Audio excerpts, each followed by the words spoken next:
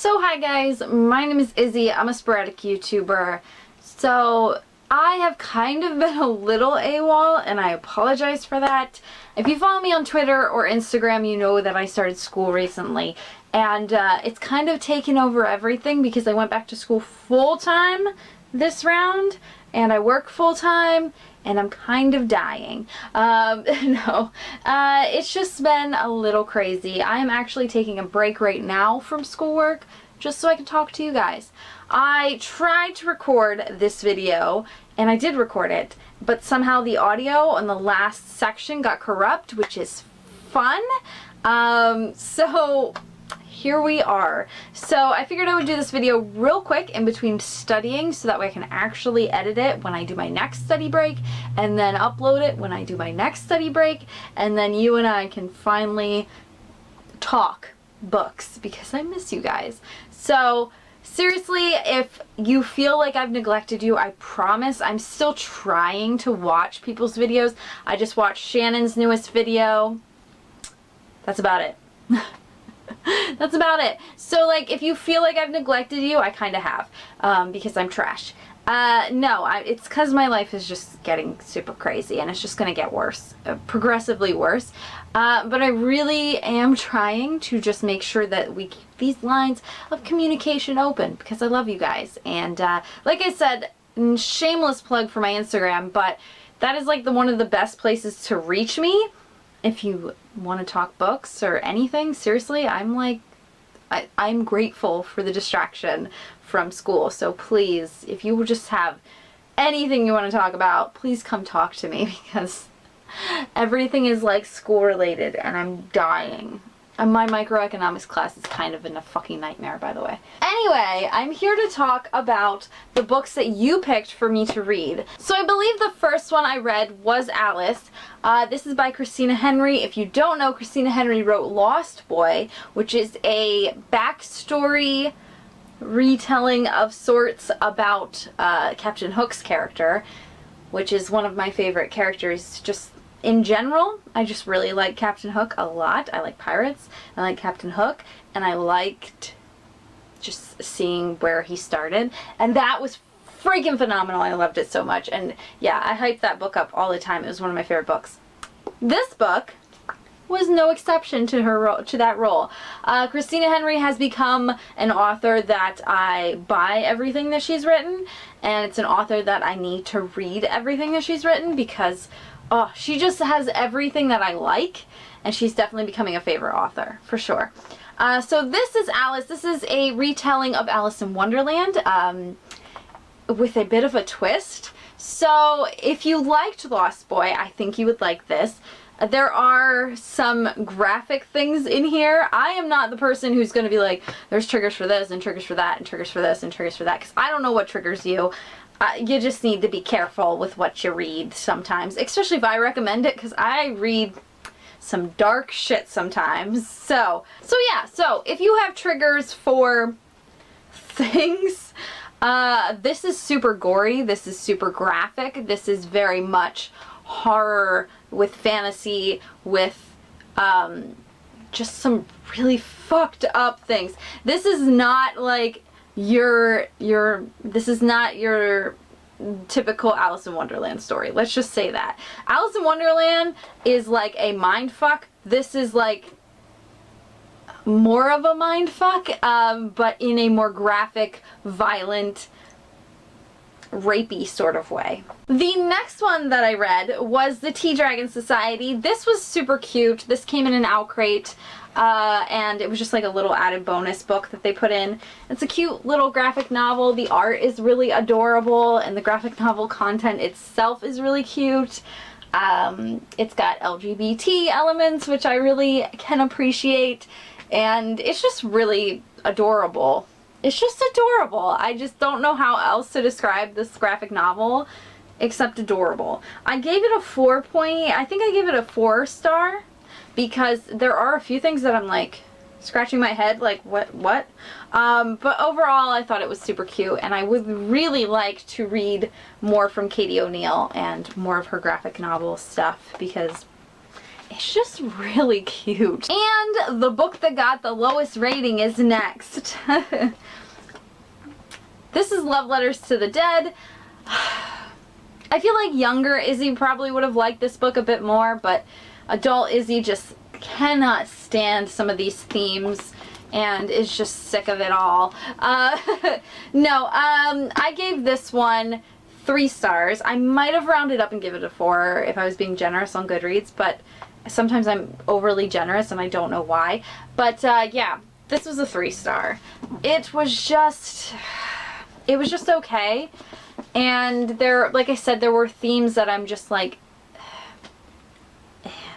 the love interest in here is super freaking cringy and does some things that I'm just like, I do not approve of that, and how does that make you better than anyone else? So this book is about a girl whose sister has died, and she has an assignment at school where she has to write letters to, or write a letter to a person who has died.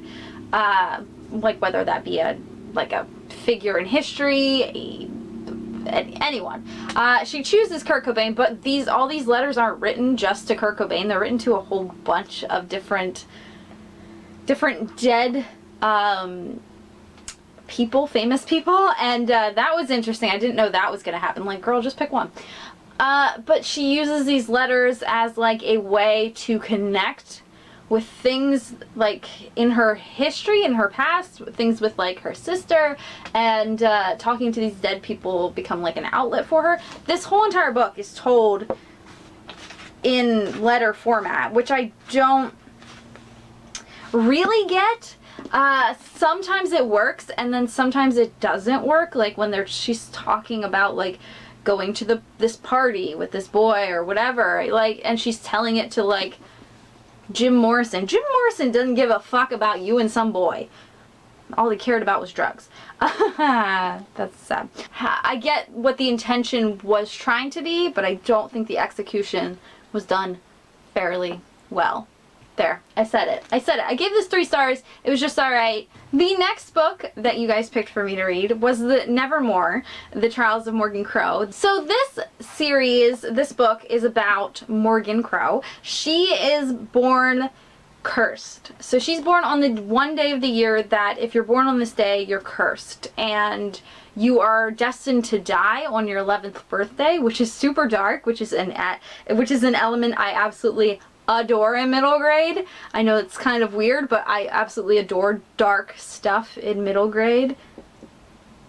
But anyway, so since she's born on this day that's cursed, she's blamed for everything that goes wrong in this town. She is just looked down upon, and they're basically just waiting until it gets to her 11th birthday and she dies. Like, they're just basically waiting for her to die, which is kind of fucked up. But on her 11th birthday, no spoilers, because I feel like the back even like kind of spoils it. On her 11th birthday, someone shows up and shows her that there is a different place for her in the world. But anyway, this book is compared to Harry Potter.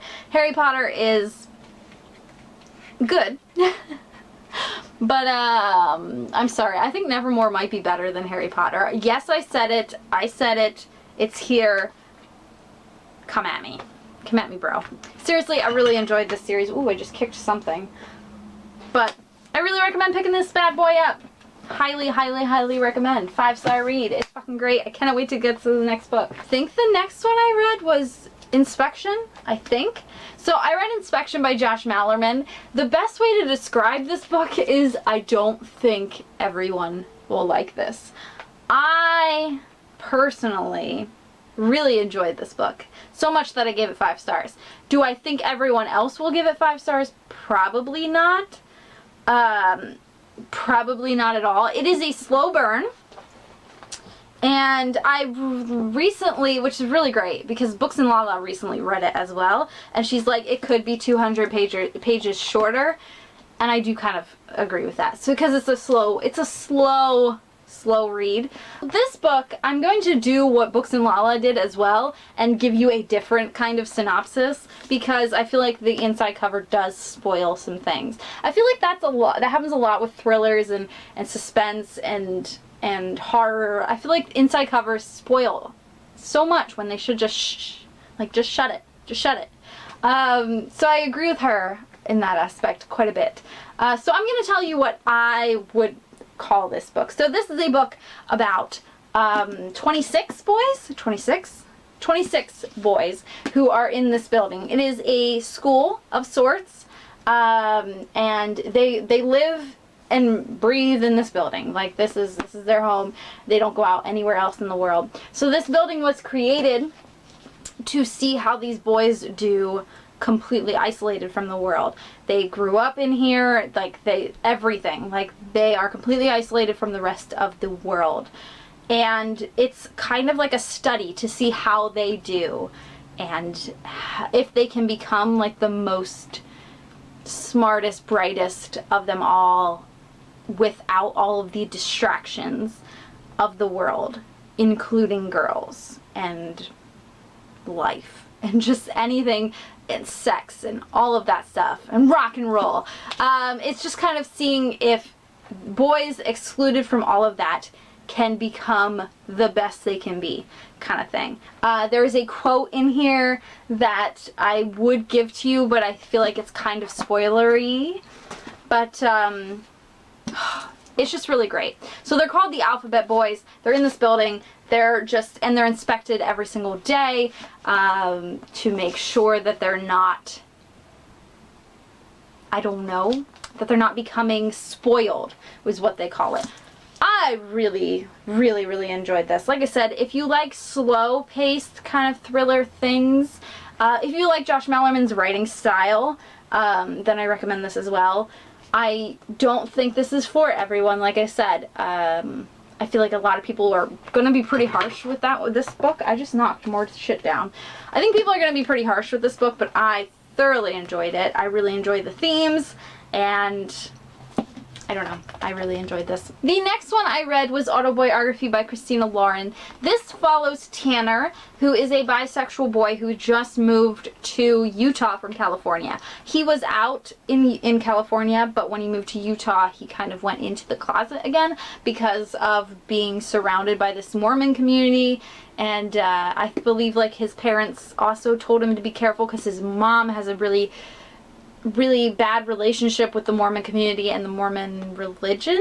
So yeah, so he kind of goes back in the closet, but all of that is fine until he falls in love with a Mormon boy. So, which is kind of cute. But anyway, this is a super cute romance, and it deals with just, I really liked how it touched base on both sides of religion as well, because as someone who's an atheist, hey, I am also very open to other religions, not for me, but I like learning about other religions and what other people believe, and I'm very respectful, which is something that I think atheists get a bad rap for. A lot of people look at us like, hey, we're super anti-religion and all that. But I don't think that's helpful. I don't think that's helpful. And to anything, to the world. I just don't think that's very good way to live your life, kind of thing. You should be open to other people's ideas and thoughts, but that doesn't mean that you have to change who you are, and it doesn't mean that they have to change who they are. You just accept it. And I guess that's more of like an agnostic point of view. But for me, I'm atheist. I definitely do not believe in God. I don't believe in anything, nothing bigger than myself, because I'm a Slytherin and I only care about myself. No, I'm very much an atheist, but this was very eye-opening to Mormonism? That's not a word, is he? To the Mormon religion, and it was just very eye-opening to that, and I hope that this book did it properly. I personally don't know because I'm not Mormon. So I hope this book did that part of the story properly. I've heard good things. Like, I've heard things from other people who have said that this is accurate. So if you are Mormon and you're watching this, hey, is this book accurate? Because I could thoroughly appreciate the way that they handle things. So yeah, anyway, I really enjoyed this book. it was really cute. It was great. And it was a nice little break from all of the darkness that I was reading. So, highly recommend that one. Hi guys, Izzy from the future here. I also wanted to say that I really appreciated the way it touched base with bisexuality as well. It really, as someone who's bisexual, it really represented me very well. Especially when it talks about how, since Tanner, our main character, is bisexual, why doesn't he just be in a female, a hetero relationship, a heteronormative relationship, because it's easier to just accept. And it really touched base with how that's not a choice, how it's not always just a choice. And I really appreciated that with the being bisexual myself. It really was a very good representation. So anyway, back to Past Izzy. The last one that I read was Sadie by Courtney Summers. I did listen to the audiobook because everyone was saying you should definitely listen to the audiobook because it is great. Because this is told in kind of a half, it's told half in like Sadie's perspective, and half in podcast format. So it follows this podcast about the girls, it's called, and it is a journalist trying to figure out what happened to these to Sadie, basically trying to find out what happened to Sadie. Sadie is missing. She goes missing after her little sister dies.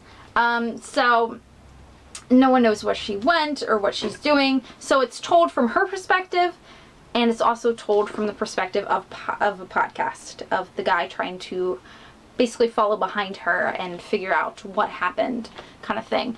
The podcast, some of the acting in it, you could tell that it was, not the podcast, the audio book, sorry. A lot of the acting, you could tell, was very forced and wasn't very podcasty-esque. Sorry, not sorry. So I did end up giving this, I believe, a 4-star, not a 5, because of some of the acting in the audiobook, which is probably not fair to this content. But that's what we're doing. I might have rounded up. I might have given it like 4.5 and then rounded up to a 5 because I do that.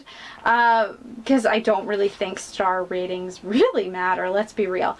But anyway, I thought this was really intriguing and interesting, and I really love this cover, by the way. It's got like a little switchblade indentation. But yeah, I thought this was a very good sister story as well. Like, it really showed like the lengths someone is willing to go for family.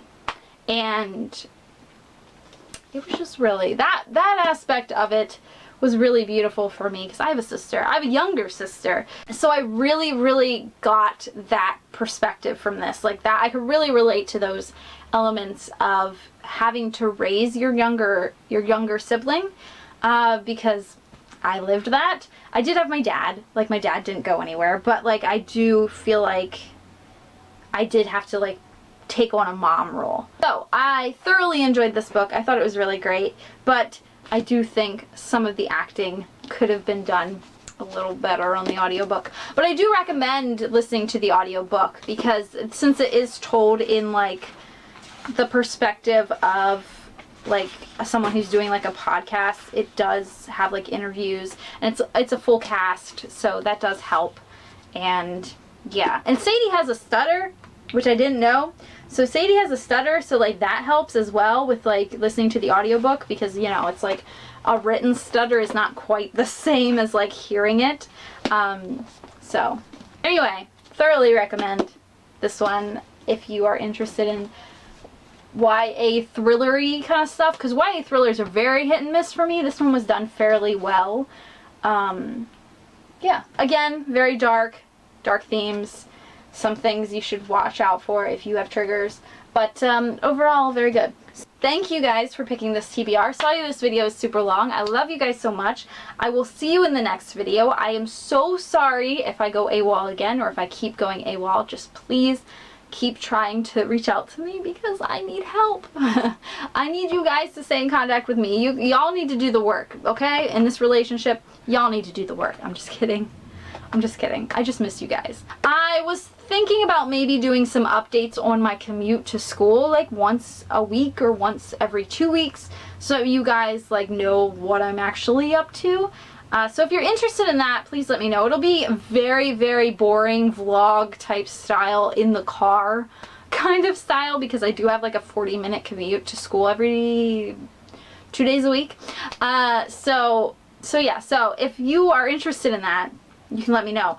But other than that, I'm gonna go because I should be studying. I should have been studying like 15 minutes ago. I love you guys. I will see you in the next video. Peace. I'm out. Goodbye.